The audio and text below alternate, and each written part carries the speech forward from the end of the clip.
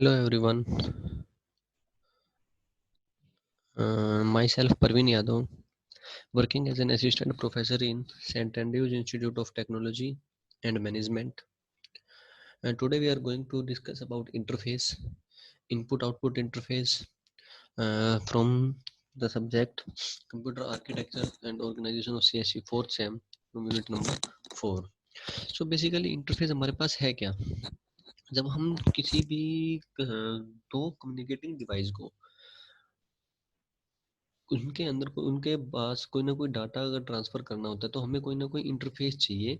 उसके लिए हम लोग कोई ना कोई एक ऐसा डिवाइस चाहिए जिसके थ्रू हम उस चीज को कम्युनिकेट करा सके। तो उस जो पर्टिकुलर डिवाइस को हम क्या बोलते हैं? इंटरफेस बोलते हैं।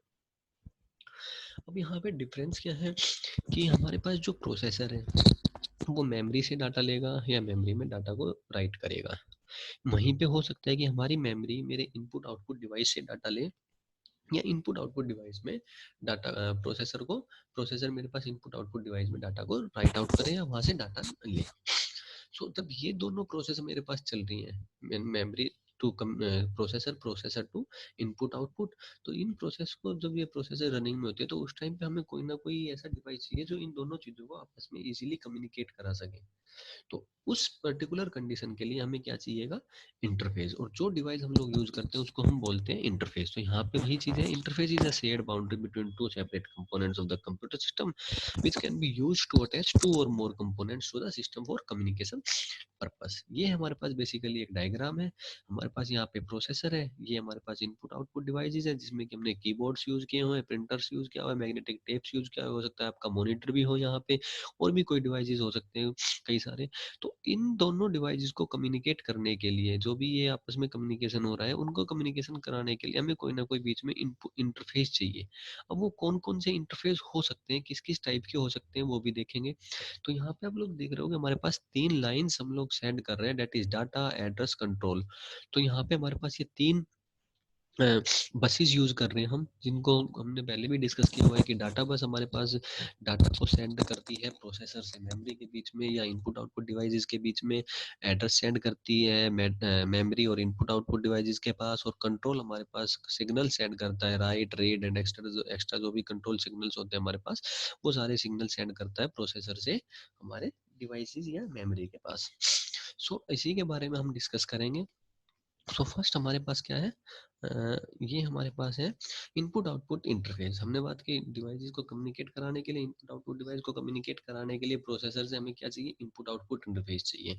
सो input output interface is basically used to transfer the information between the internal storage and external input output devices is known as input output interface. तो वही हुआ हमारे पास यहाँ पे कि कुछ एक्सटर्नल आपके पेरिफेरल डिवाइसेस हैं, वो पेरिफेरल डिवाइसेस को आपको कहीं ना कहीं मेमोरी से कनेक्टेड कराना है। तो वहाँ पे अगर आपको डाटा वहाँ से डाटा चाहिए या वहाँ पे डाटा को आपको स्टोर आउट कराना है, तो वो दोनों को कम्युनिकेशन के लिए कोई ना कोई इंटरफेस चाहिए जिसको हम बोलते हैं input output interface. So the CPU is interfaced using special communication link by peripherals connected to any computer system. These communication links are used to resolve the difference between CPU and peripheral. अब यहाँ पे होता क्या, basically हमारे पास CPU है, तो CPU के पास ही हमारे पास मेमोरी होती है। तो हम जब उस मेमोरी हमारे पास उसके अंदर होती है तो हम उस मेमोरी से हमारा CPU डायरेक्टली कम्युनिकेट कर सकता है। तो जो टाइम है वो हमारे पास वहाँ पे कम लगता है, जबकि हम जब हमारा प्रोसेसर हमारे पेरिफेरल डिवाइसेस से कम्युनिकेट करता है तो उस टाइम पे टाइम जो हमारा वो बहुत ज़्यादा लगता है। तो उस टाइम को रिड्यूस आउट करने के लिए हमने क्या चीज़ें यूज की? Input output interface. सो यहाँ पे there exist a special hardware component between CPU and peripherals to supervise and synchronise all the input and output transfer, और जिनको हम क्या बोलते हैं? Interface units. अब यहाँ पे हमारे पास टाइप्स ऑफ इंटरफेस में आप लोग देख रहे होंगे दो टाइप्स के हैं हमारे पास, isolated and the memory mapped. अब दोनों में डिफरेंस क्या है? तो इसके बारे में डिस्कस करने से पहले हम अपने एक डायग्राम को चेक करते हैं। दिस वन, ये हमारे पास आइसोलेटेड इनपुट आउटपुट का डायग्राम है। यहाँ पे आप देख रहे हो तीन बसेस हमारे पास, एड्रेस बस भी है, डाटा बस भी है, कंट्रोल बस भी है।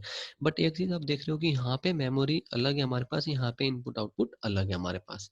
जब हमारे पास हम बात कर रहे हैं अलग अलग है दोनों, डेट मीन्स कि दोनों आइसोलेटेड वे में है। अब यहाँ पे हम लोग जब चेक कर रहे हैं कि एड्रेस बस क्या करती है, हमारे पास एड्रेस को सेंड करती है। कौन सा भी एड्रेस हमारे इंस्ट्रक्शन में आया है उस एड्रेस को वो सेंड करेगी, मेमोरी के पास जाएगा, मेमोरी से एड्रेस हम लोग पता करेंगे, उसके बाद हमारी जो भी प्रोसेस थी वो फॉलो अप होगी। सो यहाँ पे एड्रेस बस कहाँ से कैसे कम्युनिकेट हो रही है हमारी मेमोरी के पास। वहीं पे सेम एड्रेस बस हमारे पास इनपुट आउटपुट डिवाइस से भी कनेक्टेड है। हो सकता है कि डाटा हमें मेमोरी से चाहिए हो या हमें इनपुट आउटपुट डिवाइस से चाहिए हो। सेकंड वन, एड्रेस हमारे पास हो सकता है कि मेमोरी का हो या हमारे पास इनपुट आउटपुट डिवाइस का हो। तो ये हो गया हमारे पास एड्रेस से रिलेटेड। अब सेकंड बात है, हमारे पास सेकंड लाइन है जो, वो कौन सी लाइन है, सेकंड बस है, वो कौन सी बस है, डाटा बस। अब डाटा हो सकता है कि हमारे पास मेमोरी से हमें चाहिए हो या हमें इनपुट आउटपुट से चाहिए हो, बट द डिफरेंस इज, आप लोग देख रहे होंगे कि डाटा बस हमारे पास क्या वर्क कर रही है, वो दोनों साइड पॉइंट आउट कर रही है। तो यहाँ पे क्या होगा कि हो सकता है कि हमें डाटा अपना मेमोरी के अंदर राइट डाउन करना हो या वहां से राइट आउट करना हो। वही सेम केस हो सकता है कि आपको मेमोरी से डाटा, हमारा जो डाटा है वो आपको पेरिफेरल डिवाइसेस में राइट करना हो या पेरिफेरल डिवाइसेस से आउट करना हो। उसके बाद हमारे पास है कंट्रोल बस। कंट्रोल बस में आप देख रहे हो कि हमारे पास दो अलग अलग सिग्नल्स जनरेट हो रहे हैं, जिसको कि हम बोलेंगे एक सिग्नल रीड के लिए, एक सिग्नल राइट के लिए। So first one is the memory read, second one signal is the memory write. हो सकता है कि हमें मेमोरी के अंदर रीड करना, मेमोरी से रीड करना पड़े, हो सकता है हमें मेमोरी से मेमोरी के अंदर राइट करना पड़े।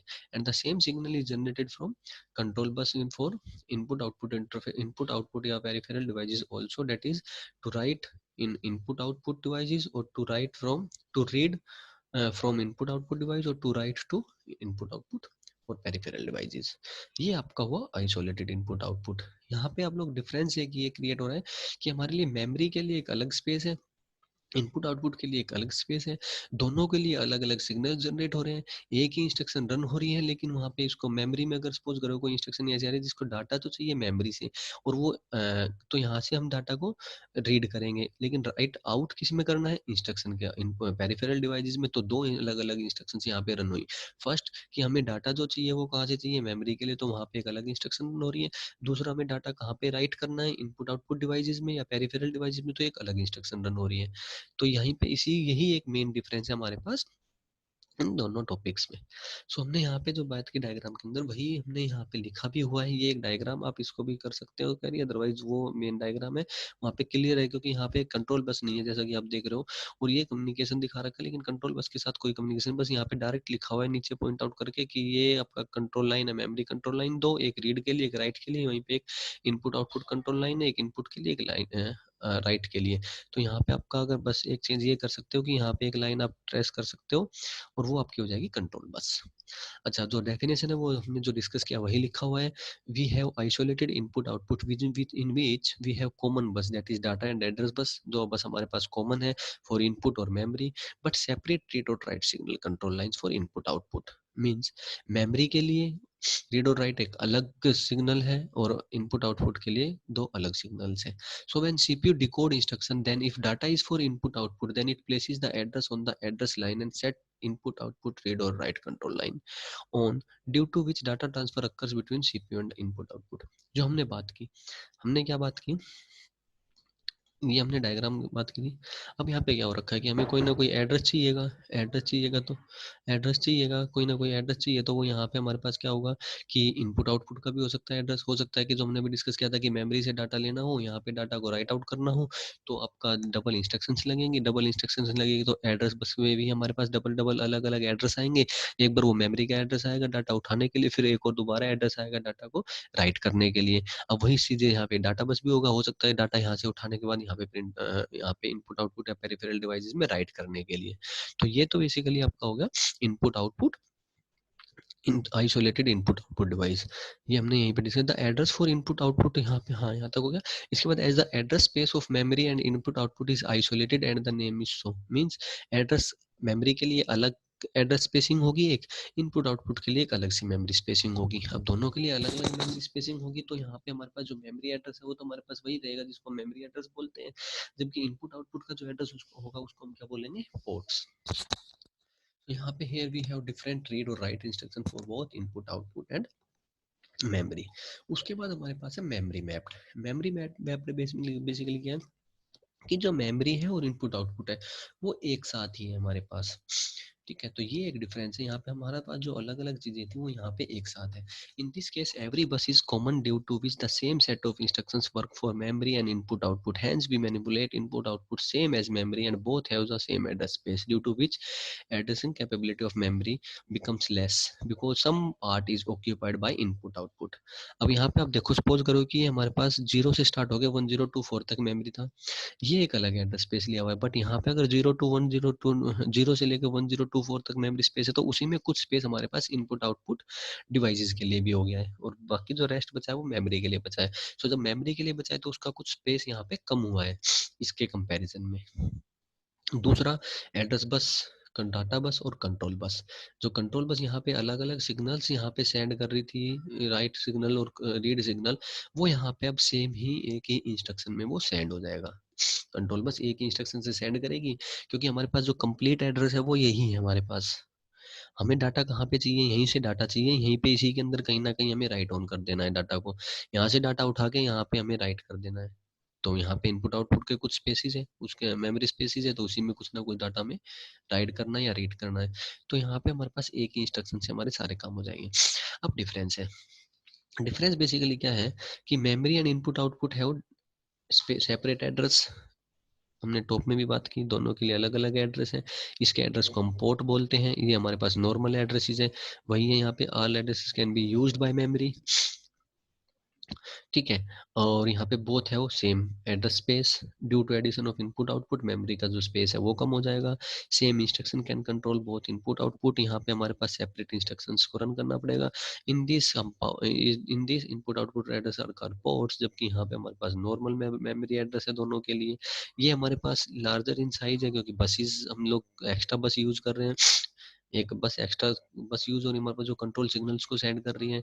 यहाँ पे ये हमारे पास लेसर एफिशिएंट है, यहाँ पे हमारे पास मोर एफिशिएंट है। ये हमारे पास लार्जर इन साइज है, क्योंकि नंबर ऑफ बसेस भी ज़्यादा यूज हो रही है, तो साइज हमारे पास क्या हो जाएगा, ज़्यादा हो जाएगा, इसका साइज कम हो जाएगा। दूसरा ये हमारे पास इसको क्रिएट करना आइसोलेटेड को थोड़ा सा हमारे लिए कॉम्प्लेक्स स्ट्रक्चर है, क्योंकि हमें अलग अलग सिग्नल सेंड करने हैं। तो अलग अलग सिग्नल सेंड करने, तो हमारे पास जो मेमोरी बसेस होंगे वो भी हमें ज़्यादा, जो बसेस हम लोग यूज़ कर रहे हैं वो भी ज़्यादा यूज़ कर रहे होंगे, तो इसलिए लॉजिक भी थोड़ा सा कॉम्प्लेक्स होगा। यहाँ पे उसका लॉजिक उसको क्रिएट करने का थोड़ा ईजी हो जाएगा। तो ये आपके पास था बेसिकली आइसोलेटेड और मेमोरी मैप्ड।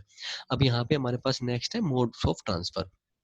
तो हमने जो अभी तक बात की कि एक पर्टिकुलर डिवाइस से, आइदर इट्स अ मेमोरी और इट्स अ पेरिफेरल डिवाइसेस, वो किस तरीके से कम्युनिकेट करते हैं हमारे प्रोसेसर के साथ। तो प्रोसेसर के साथ कम्युनिकेशन करने के लिए कोई ना कोई बीच में हमें डिवाइस चाहिए, जो उस डिवाइस को हम इंटरफेस बोलते हैं। और जब हम बात करते हैं इनपुट आउटपुट डिवाइस से ही हमें डाटा चाहिए, तो उस चीज को हम बोल देते हैं इनपुट आउटपुट इंटरफेस। ये था। अब हम बात करते हैं मोड्स ऑफ ट्रांसफर की। अब मोड्स ऑफ ट्रांसफर की जो हम बात कर रहे हैं, तो हमें पास डाटा अगर हम ट्रांसफर कर रहे हैं तो किस तरीके से हम ट्रांसफर कर सकते हैं। तो वो हमारे पास है कि the binary information that is received from external device is used to store in memory unit. कि कोई भी आपके पास अगर कोई भी डाटा है या कोई भी इंफॉर्मेशन अगर आपको मिल रही है किसी भी फॉर्म में, तो आपको कहीं ना कहीं एट लास्ट वो आपकी मेमोरी के अंदर ही स्टोर करानी पड़ेगी, ये आपको मेमोरी से लेनी पड़ेगी। दैट मीन्स कि हमें एट लास्ट मेमोरी तो हमारे को यूज़ करनी ही करनी है। और इस कंप्लीट होल यूनिट नंबर 4 के अंदर आप लोग मेमोरी के बारे में ही पढ़ेंगे। अभी हमारा स्टार्टिंग ये हो चुका है, इसके बाद आपके पास बहुत से टॉपिक आएंगे, like cache memory, volatile memory, auxiliary memory, main memory, primary memory, और द कैसे मेमोरी की प्रोसेसिंग वहाँ पे आएंगी काफ़ी सारी। तो यहाँ पे अब क्या है कि हमारे पास information that is transferred from the CPU to external devices is originate from the memory unit. अब वो ये कि कोई ना कोई जो इंफॉर्मेशन हमारे पास ट्रांसफर हो रही होगी, तो कहीं ना कहीं मेमोरी से ही हो रही होगी। सीपीयू के पास प्रोसेसर हमारे पास कोई ना कोई सिग्नल जनरेट करेगा, देन वो कहीं पेरिफेरल डिवाइसेस के पास जाएगी आपकी। उसके बाद हमारे पास वही यहाँ पे एक और चीज की, दोनों ही प्रोसेस में हमारे पास सोर्स और टारगेट हमारे पास always be a memory unit. The data transfer between CPU and input output devices में be done in different modes. और वो मोड्स कौन कौन से होते हैं हमारे पास, program input output, interrupted initiated input output और डीएमए। बेसिकली ये तीन हैं। हम नेक्स्ट क्लास में प्रोग्राम्ड इनपुट आउटपुट और इंटरप्ट इनिशिएटेड के बारे में पढ़ेंगे। तो यहाँ पे बेसिकली ये आपका हुआ प्रोग्राम्ड इनिशिएटेड और interrupt initiated, sorry, modes of transfer. Next class में हम लोग ये दोनों टॉपिक के बारे में डिस्कस करेंगे, और मोस्ट प्रोबेबली हो सकता है कि डीएमए के बारे में भी थोड़ा बेसिक्स वहाँ पे स्टार्ट करें। Thank you.